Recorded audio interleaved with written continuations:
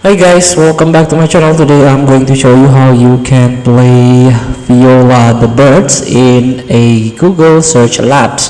So there is new feature on Google. This is the Search Lab. As you can see, this is the laboratorium glass icon. You can click it. So here there is a Search Labs here, and this feature have two like two services. The first one is AI experiments and the second one is Viola the bird. So you can click to learn more. You can unleash your inner musician with Viola the bird.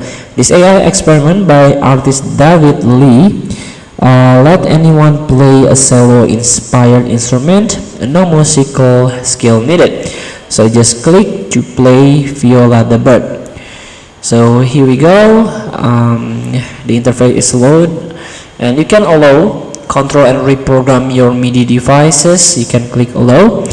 Here you can drag slowly and steadily left and right to play.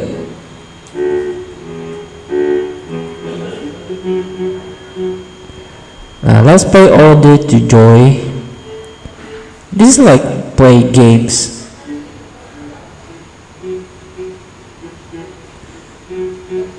So feel free to try to get more experience from Viola the bird. Thank you for watching. Don't forget to comment, like and subscribe, and also click this button below. See you in the next video.